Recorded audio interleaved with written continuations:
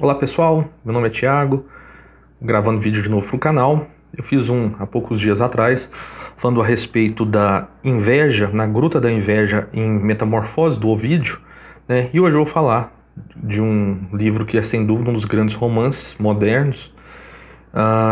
E o que nós podemos tirar de conclusão para nossas vidas? Como os romances podem nos ensinar, certo? Então eu vou falar de Ilusões Perdidas, do Balzac. Tem essa edição aqui, comprei num sebo. E é bom assinalar que, segundo alguns, Balzac foi o criador do romance moderno. Balzac tem uma obra extensa, de mais de 100 livros escritos. Nós temos lançado no Brasil a Comédia Humana, que faz esse nome em referência à Divina Comédia de Dante. E sem dúvida, esse Ilusões Perdidas é um livro muito interessante, do qual nós podemos tirar conclusões práticas para a nossa vida. Já assinalo que mais importante que ler uma obra é conseguir extrair dela informações e elementos que possam nos ajudar. Isso faz um dos elementos de uma grande obra, né?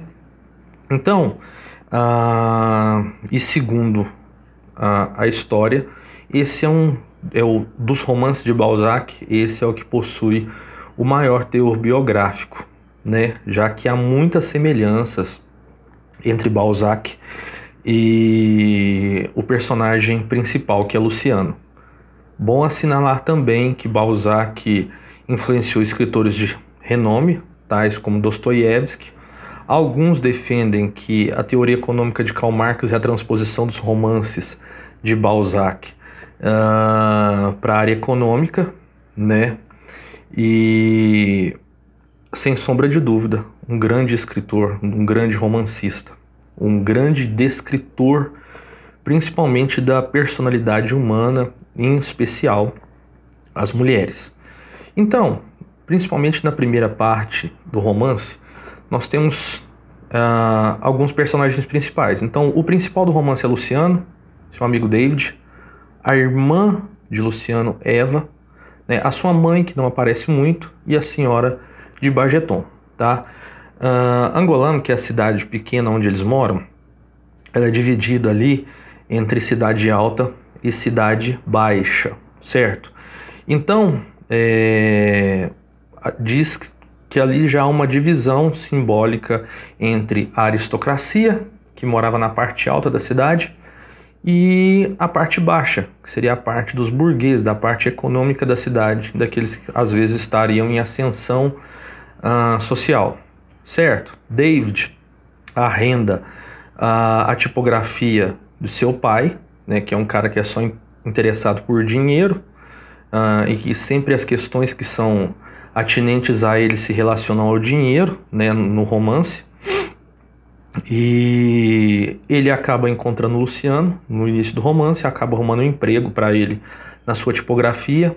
Balzac era um cara que teve um emprego como tipógrafo, então ele descreve bem todas essas atividades ligadas à tipografia.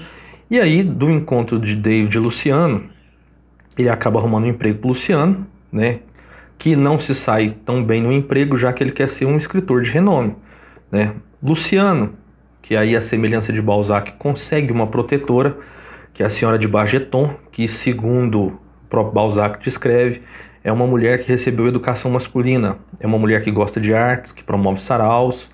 E ali, Luciano vai ao Olimpo, já que ela pertencia a uma classe aristocrata, e ali ele passa a ser protegido e frequentar esses eventos, né? Faz as suas poesias, que ali já tem uma crítica social de Balzac, que os aristocratas não entendem, mas as personagens femininas notam-se bem que existe ali algo entre a senhora de Bargeton e Luciano, tá? E ali alguém sai uma fofoca, e o marido da senhora de Bargeton acaba duelando com esse fofoqueiro, né? E termina a primeira parte com a ida da senhora de Bargeton para Paris, e Luciano vai acompanhá-la.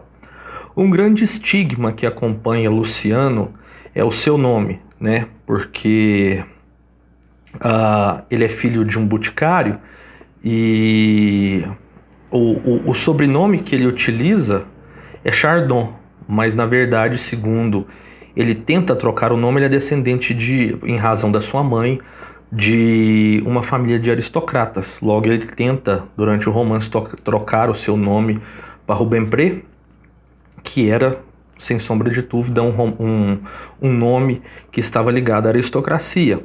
Então, no decorrer do romance, ele vai lutar para transformar o seu nome de Chardon para Rubempré, já que todos que o ligam a Chardon ligam ao boticário, a uma baixa classe, e esse personagem é um personagem que se preocupa, o Luciano se preocupa muito com as aparências.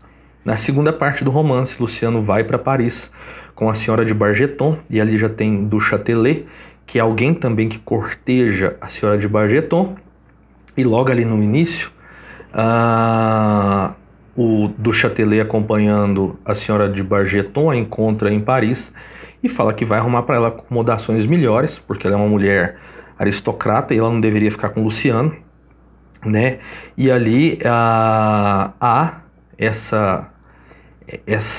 esse ataque do Du Châtelet, né, que teria perdido caminho para Luciano lá em Angoulême, e ali ele consegue recuperar, né, já que ele está no território dele, que é Paris, e logo de cara, digamos que um pouco das ilusões já são perdidas, né, já que Luciano percebe que há mulheres mais belas, né, que a senhora de Bargeton, e a senhora de Bargeton também descobre que Luciano não passa de um caipira, né. Durante o desenrolar dessa parte do romance, Luciano passa por um grande vexame na ópera e acaba frequentando dois ambientes diferentes. Ele frequenta o ambiente do cenáculo, que são alguns intelectuais que estão realmente preocupados em um crescimento intelectual, e ele conhece outros que estão ligados aos jornais da época, né? E ali, como o Luciano tem esse caráter mais fraco, digamos, ele se relaciona um tempo com esse pessoal do cenáculo, com o Artés, e porém ele acaba escolhendo o caminho mais fácil, que é se relacionar com as pessoas ligadas aos jornais, que ele vai tentar vender seu livro, já que nas primeiras semanas ele já acaba com todo o seu dinheiro, porque ele tenta se vestir como parisiense e todos sabem que ele não é, né? Sabem da sua descendência do boticário e aproveitam disso para poder humilhá-lo, né? Quando o Luciano começa a se relacionar com esse pessoal do jornal, ele começa a escrever colunas, ele logo tem um relacionamento com uma atriz, Corália, e ali ele começa a aproveitar da sua posição de jornalista e tentando se lançar como poeta, e começa a sua vingança em face da senhora de Bargeton, de sua prima, do Châtelet, e aí ele consegue alguma relevância dentro de Paris. Só que, em razão dessa vida dissoluta que ele leva, essa vida de aparências, a atriz com quem ele tem um romance, eles acabam se endividando, porque essa atriz antes era amante de um comerciante rico que a bancava, e aquilo ali acaba ele não aceitando e ela perdendo junto com o Luciano, né, porque participavam sempre de banquetes e Luciano achava que o dinheiro sempre seria suficiente. Enfim, ela acaba também falecendo. Luciano fica com ela até seus últimos momentos de vida, né? E ali ela acaba sucumbindo e ele fica sozinho, desconsolado. Após todo esse desenrolar, é muito interessante porque deixa claro que Luciano tinha suas ilusões na sua Angoulême, e quando ele vai para Paris, ele começa a atuar contra aquilo que ele acreditava, se vendendo por dinheiro e fazendo as escolhas mais fáceis. E aí, quando ele retorna a Angoulême, né, a sua irmã Eva já está casada com David, e o David sempre é um cara mais trabalhador, que busca esse desenvolvimento e resolver um problema com relação ao papel, a desenvolver um papel mais barato, o que faria dele um cara rico, né? E aí, Luciano acaba descobrindo, percebendo de alguma forma, o quão dissoluto ele é e quantas escolhas dele foram erradas. E ali ele vai tentar suicídio, só que o que acontece? Aparece uma figura sombria próxima a ele e fala que não, que para ele não cometer suicídio e que ele deveria ir para Paris, os dois, mas que agora ele deveria seguir os conselhos e Luciano daria certo, né? E aí, num próximo livro, agora de Balzac, que eu não me lembro o nome, disse que a história, Luciano continua, ali termina a sua história e ele continua fazendo escolhas incorretas. Isso mostra para nós um ponto de reflexão com relação às ilusões que nós temos na vida e o quanto sempre é mais fácil escolher o caminho menos penoso ao mais dificultoso. O quanto nós, brasileiros, estamos mais querendo ser reconhecidos enquanto não fazemos por merecer. É algo que fica bem claro, porque Luciano vai a Paris, né? Gasta todo o seu dinheiro, se esbanja e em certos aspectos lembra até a passagem bíblica do filho pródigo, se envolve com más companhias ligadas aos jornais e na primeira oportunidade Luciano é destruído por eles, já que ele é um cara do interior, um cara inocente de certo ponto de vida, mas o que acaba acontecendo é que Luciano sempre está a fazer as escolhas mais fáceis, o que nos leva a refletir acerca da ilusão da vida, as ilusões que nós sustentamos e o quanto às vezes nós procuramos fazer as escolhas mais fáceis. O interessante do romance é esse, né?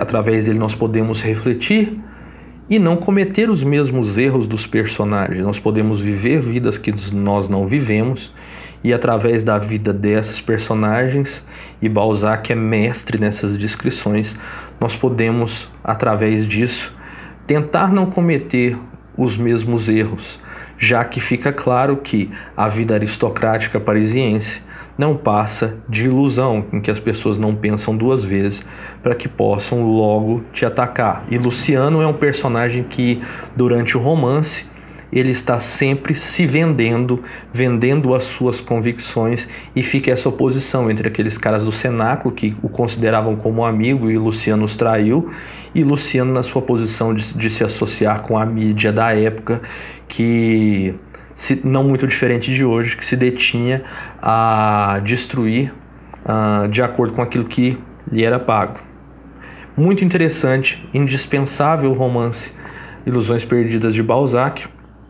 Um grande abraço, espero que isso possa ter servido de reflexão e que despertem em vocês a vontade de ler esse grande romance. Um grande abraço, até o próximo vídeo.